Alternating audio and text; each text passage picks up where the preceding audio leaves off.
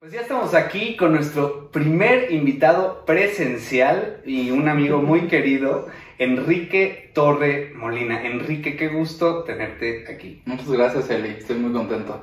Pues platícanos, Enrique, ¿qué es algo que hacías tú en Mérida que recuerdas así con nostalgia y que te gustaría ver o hacer aquí en la Ciudad de México?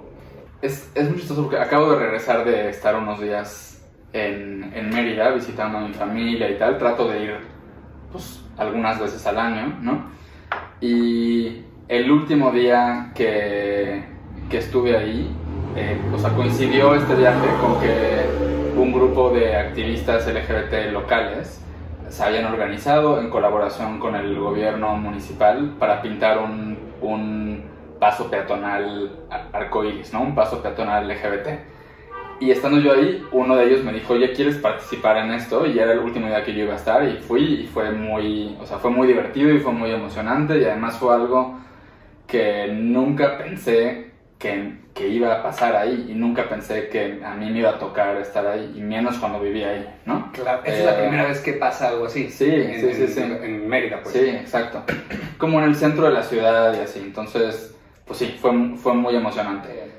O sea, pues definitivamente sería estar como más tiempo con mi familia, como no perderme de eventos familiares como sucede a veces por no vivir ahí, ¿no? Claro. Creo que algo que es muy padre de la vida en provincia, aunque creo que ha ido cambiando porque incluso una ciudad como Mérida pues ha ido creciendo, pero es la posibilidad de hacer muchas cosas del mismo día. ¿Cómo fue la experiencia de estar involucrado en la iglesia en tus años de joven? Pues, o sea, primero fue algo, o sea, durante muchos años fue algo como que ni siquiera me cuestionaba, como que era lo que se hacía en mi círculo, en mi comunidad, en mi familia, ¿no? Entonces, pues sí, me bautizaron, hice mi primera comunión, fui a una escuela católica toda mi vida, o sea, excepto en el kinder, ¿no? Pero primaria, secundaria, primero fui a escuelas católicas.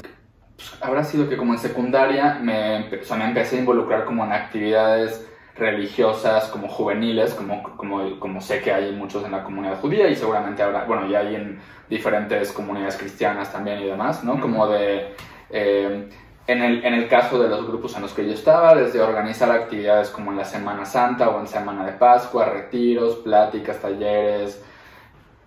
Y luego había una parte que era ir a lo que se llaman misiones, pues, esencialmente evangelizar, ¿no? O sea, a veces acompañado de actividades como pues vistas como de mejorar esa comunidad, ¿no? O sea, como de pintar un parque o como sembrar árboles o ese tipo de cosas, ¿no? Eso no me gustaba, y durante varios años lo hice sabiendo que no me gustaba, porque era lo que todos mis amigos hacían. Entonces como que en Semana Santa, si yo no iba a eso, me iba a quedar solo en mi casa, porque todos mis amigos iban a estar. Pero sí, estuve muy involucrado en eso hasta que, pues, con el tiempo fui reconociendo conmigo mismo, luego con los demás, pues que no me identificaba con muchas cosas de la religión, y eventualmente decir, pues creo que soy ateo, ¿no? Creo que desde mucho, o sea, desde que tengo noción cierta noción de identidad y de quién soy y de quiénes me atraían, que era muy chiquito, sabía que era gay. Ajá. Mientras que como llegar a este entendimiento de en qué creo y en qué no creo fue mucho más grande, fue más adulto. Qué interesante. Y por otro lado, me costó más trabajo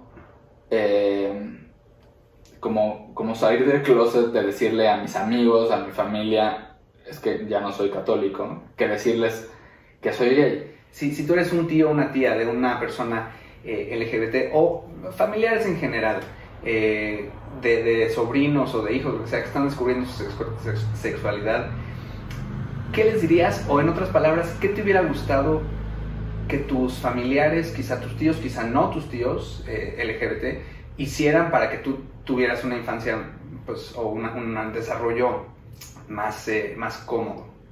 O sea, he tenido como personas LGBT adultos, o sea, más grandes que yo, creciendo, ¿no? Incluyendo en mi familia. Creo que lo que me hubiera gustado a mí es que yo me acuerdo que, o sea, de chico veía, por ejemplo, a estos tíos, tías, y me refiero a, o sea, tíos y tías de sangre, pero también como amigos, amigas de la familia que eran adultos LGBT. Y veía que, por un lado, la familia los trataba como a cualquier otra persona, los trataban muy bien y eran bienvenidos, y sus parejas iban a las actividades familiares, y me tocó convivir mucho y como viajar con ellos y sus parejas y demás, ¿no? Y ver que vivían una vida de pareja, pero no se nombraba nada de eso. O sea, no había palabras que, o sea, como clave que nunca se decían. Creo que eso, combinado con el que personas de mi generación en la familia, o sea, primos, primas, mi hermana, tuviéramos una visión todavía como mucho más abierta de la sexualidad, contribuyó a que esos tíos de pronto sí empezaran a decir, es mi novia, es mi novio, es mi pareja. O sea, como que un poco empezamos a hablar de eso y a ponerlo en la mesa. Qué increíble, ¿no? Algo tan sencillo como nombrar. Sí. Porque muchas veces el nombrarlo significa que existe. Exacto. Pero dime, Enrique, si tuvieras que crear una campaña hoy, para la población de México en general, con el tema de LGBTQ+, ¿qué campaña te gustaría crear? Yo creo que una sería, o sea, que fuera una campaña y que el mensaje estuviera centrado, por un lado, en personas trans, en la comunidad trans y en todo el tema de la identidad de género y de género no binario, ¿no? O sea, creo que lo centraría en eso. Y por otro lado, creo que otra cosa que se me haría muy valiosa sería centrarlo como en la familia y en el amor y en el apoyo y en las redes de apoyo dentro de la familia y todo lo que tiene que ver con eso, ¿no? Como la aceptación incondicional, el amor, lo que hablamos hace un momento, de nombrar las cosas. ¿Crees que esto termine? ¿Crees que algún día lleguemos a no necesitar este tipo de campañas, ni de organizaciones, ni de luchas? ¿O como el antisemitismo, siempre que haya un judío habrá un antisemita? Dicen por ahí. Sí, o sea, pienso más que lo segundo. O sea, no me puedo imaginar un escenario donde no hay ningún tipo de discriminación hacia personas LGBT. O sea, creo que ni siquiera en los países donde las cosas han ido mejorando o donde al menos en papel hay como casi 100% de igualdad, pero la verdad es que la mayoría de los países en el mundo estamos muy lejos de eso. Pero no sé cuál es ese punto como del otro lado del arco iris, no sé cómo se ve eso, ¿no? Ok. Quizá el primer paso sería imaginarlo. Sí. ¿Cómo crees que las redes sociales han afectado, quizá perjudicado o beneficiado al movimiento LGBTQ+? Creo que nos han beneficiado desde un plano como muy individual, permitirle a personas LGBT desde muy jóvenes, antes de que salgan del closet, o cuando están solos o solas o creen que no hay nadie más como ellos alrededor, nos permiten, porque a mí me tocó un poquito de eso, ya en la prepa y en la universidad, pues encontrar a otras personas, encontrarte una comunidad en línea, ¿no? Y a veces encontrar esa comunidad puede ser simplemente ver un video, o seguir un canal de YouTube o ver una serie, sin participar activamente, y a veces sí, a veces es hablando con otras personas, ¿no? Y creo que por otro lado también han permitido que se diversifique, o sea, hablando también del movimiento y de las organizaciones, que se diversifiquen como las estrategias con las que trabajan las organizaciones, que tengamos acceso a aliados, aliadas, a financiamiento, a recursos de muchos tipos, información del resto del mundo, ¿no? Y lo primero que pienso son como casos tal vez como igual muy extraordinarios, afortunadamente, y muy violentos, donde pues hay casos donde ha habido autoridades de diferentes países que utilizan las redes sociales y como la geolocalización y demás para perseguir y para criminalizar a personas LGBT, ¿no? Por ejemplo, ¿no? Claro, y yo incluso agregaría que así como las redes han permitido estas conexiones entre grupos afines como el nuestro, también ha permitido otro tipo de grupos que se aglomere, sí. Como que muchas veces pues, son justamente en contra del movimiento LGBT, que es una de las, pues, ¿no? de las contrapartes de la red social, que permite tanto grupos como los nuestros como los demás. Entonces, de los malos también, sí. Bueno, de los diferentes.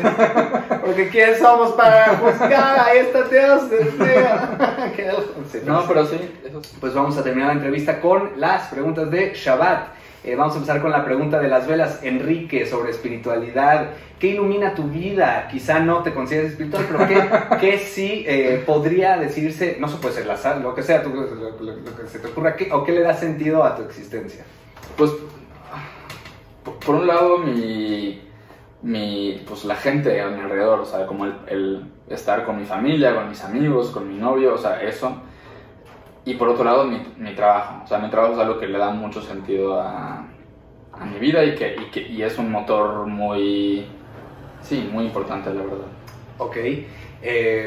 Pregunta de la Jalá, el pan trenzado, sobre conexiones. ¿Cómo te conectas con el mundo? ¿Qué comunidades, evidentemente de la LGBTQ+, o grupos de personas son las que enriquecen tu vida? O sea, además de las obvias como familia, amigos, creo que la comunidad o las comunidades de activistas de aquí en México y de otras partes del mundo son una red, son una comunidad muy importante para mí y que me da muchísimo también. Ok, y finalmente la pregunta del vino, sobre fiestas, pasatiempos, entretenimiento y ocio. ¿Qué haces para divertirte, Enrique? ¿Qué te hace así vibrar rico, alto? Pues varias cosas que igual ahora no se pueden hacer tan fácilmente, pero el teatro, salir a bailar y viajar. Pues Enrique, muchísimas gracias por estar con nosotros en Punto Gimel.